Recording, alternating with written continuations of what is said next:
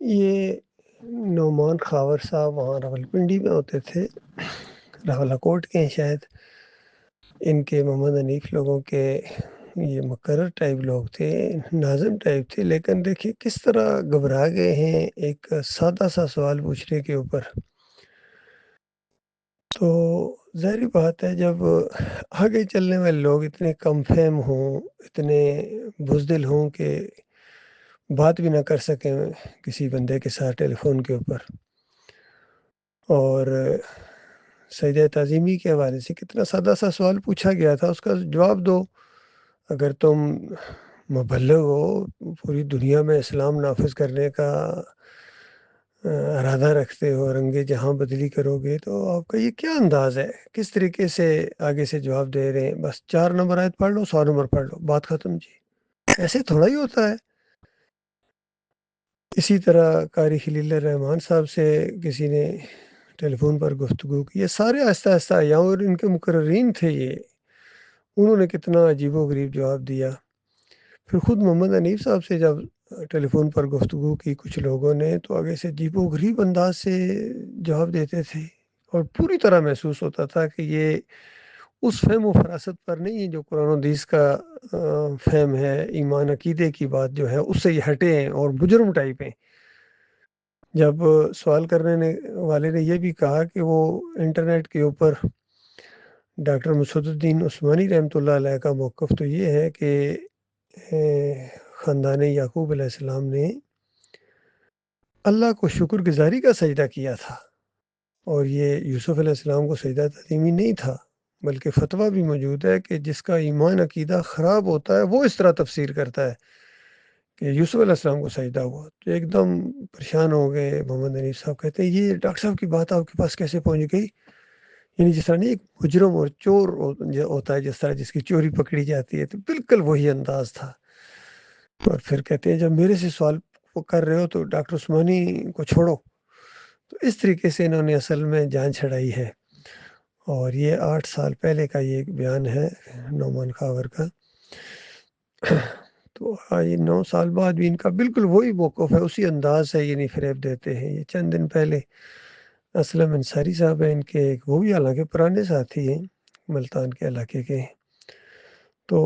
ذرہ برابر ان کے اندر نہ فہم ہے اور نہ وہ ایمان عقیدے کی بات کو سمجھتے ہیں۔ بس اتنی بات بار بار دہرائے جا رہے ہیں کہ یہ بتائیں کہ خواب میں کیا دکھایا گیا تھا، خواب میں کس کو سجدہ ہوا تھا؟ اور یہی محمد حنیف کہتے تھے مسجود کون تھا؟ مسجود بھائی خواب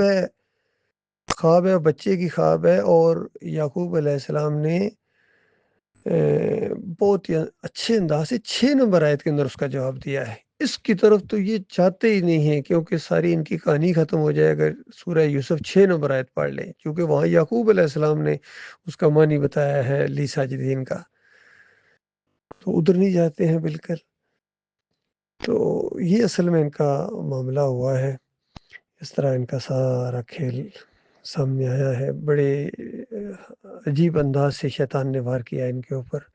کیونکہ یہ توحید کی دعوت اٹھی تھی، رد شرک کی دعوت اٹھی تھی، اور کفر بالطاغوت جس انداز سے اس جماعت نے کیا تھا،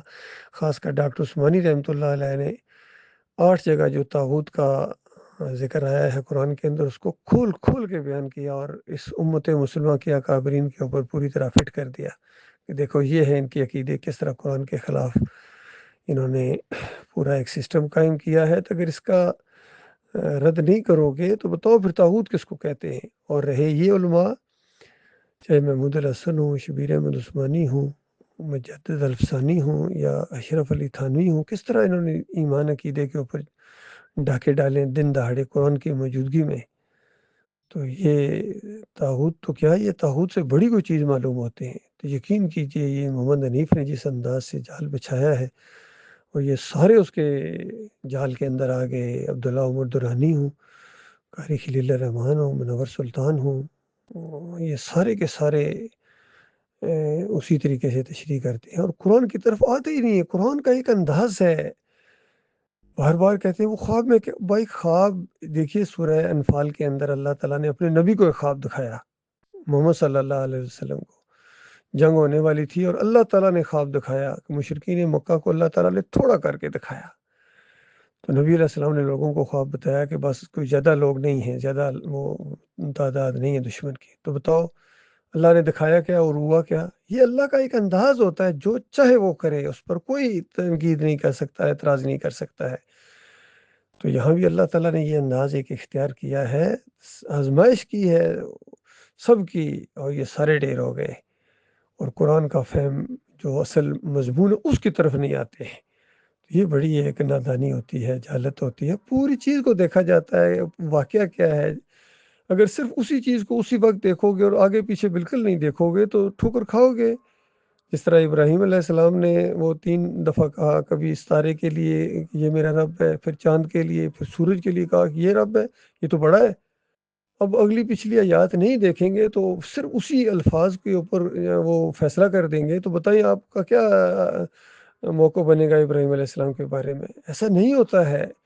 پوری بات دیکھی جاتی ہے کہ ماحول کیا تھا، کیا بتا رہے تھے، آگے اس کے بعد تشریح کیا کی ہے، کس طریقے سے شرک کا رد کیا ہے انہوں نے، شرک کو جواز نہیں بخشا، شرک کو رد کیا ہے انہوں نے۔ اسی طریقے سے یہاں جو منظر دکھایا گیا اس کا معنی ہے، اس کی تعبیر ہے، تعویل کی جاتی ہے، ساری چیزیں سامنے آتی ہیں۔ جس طرح یعقوب علیہ السلام نے اس کا مطلب لیا، وہی مطلب لو۔ اور پھر امام بخاری رحمۃ اللہ علیہ جس انداز سے لائے ہیں، انہوں نے سجدے کا ذکر ہی نہیں کیا، جس کو یہ تعبیر کہتے ہیں، انہوں نے کہا نہیں نہیں نہیں، وہ تو اس کا حصہ ہی نہیں۔ انہوں نے خوابوں کی تعبیر کا باب باندھا اور 6 نمبر آیت لائے ہیں یعقوب علیہ السلام نے جو بات بیان کی ہے، اور پھر 100 نمبر آیت کا پہلا حصہ چھوڑ دیا، آگے سے لائے، اور پھر 101 نمبر آیت لائے ہیں، اور وہی الفاظ لائے ہیں جو یعقوب علیہ السلام نے 6 نمبر آیت میں بیان کیے تھے، اور یوسف علیہ السلام نے 101 کا آدھا حصہ اور 101 نمبر آیت میں وہی الفاظ دہرائے ہیں، کہ گویا اس انداز سے بتا رہے ہیں کہ ابا جان جو تعبیر آپ نے بتائی تھی اللہ تعالیٰ نے اس کو سچ کر دکھایا، اور میرا مالک غیر محسوس طریقوں سے معاملات کو لے کے آگے چلتا ہے۔ پھر اللہ تعالیٰ سے فریادیں کر رہے ہیں کہ فاطر السماوات والارض انت ولی فی الدنیا والآخرہ توفانی مسلم وعلیکم السلام۔ اس طرح زور دے رہے ہیں، مالک سب کچھ تو نے کیا ہے، تو میرا محافظ ہے، تو میرا مددگار ہے، اور مرتے دم تک مجھے ایمان خالص کے اوپر قائم رکھنا، اور مرنے کے بعد صالحین میں شامل کر دینا۔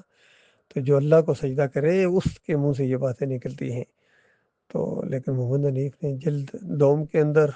پوری طرح قرآن کا معنی مفہوم بدلی کر دیا، اور لکھ دیا کہ پورا خاندان یوسف علیہ السلام کے سامنے سجدہ ریز ہو گیا۔ تو اس طرح ڈاکٹر عثمانی رحمۃ اللہ علیہ کا فتویٰ ان کے اوپر چپک گیا کہ ان کے ایمان کے اندر خرابی تھی۔ یہ سارے جتنے بھی ہیں، چاہے یہ لانڈی والا گروپ ہو یا یہ رفیام والا جو محمد حنیف کا گروپ ہے، ان کے عقیدے کے اندر شرک آ گیا ہے۔ باقی دوسرے لوگوں نے بھی ڈاکٹر صاحب کے موقف کے ساتھ اسی طریقے سے بددیانتی کی ہے، چاہے یعقوب علی ہوں، صلاح دیبیہ کے واقعے کے اوپر انہوں نے اپنی جلائی اور ڈاکٹر صاحب کی بات کو پیچھے کر دیا۔ اختر بیگ ہوں، اس نے بھی وہ جو موقف اختیار کیا وہ بھی ڈاکٹر صاحب سے اختلاف کیا اس نے، اور خاص کر اس کے بعد یہ جو فیاض محمود واجوہ کرتے رہے ہیں، یہ بھی اپنی جلاتے رہے ہیں، اور کمال خان اور معراج الدین نے تو سب کو پیچھے چھوڑ دیا ہے حزب فریب کاری کے اندر۔ بہرحال یہ ان کے عمل کا معاملہ ہے، عقیدہ تو بہرحال ان لوگوں کا ٹھیک ہے، لیکن ڈاکٹر صاحب کے موقف کے ساتھ ان سب نے بڑی غداری کی ہے، اور نام سارے سب سے زیادہ لیتے ہیں، ڈاکٹر صاحب کہتے ہیں، لیکن ان کی بات نہیں مانتے ہیں۔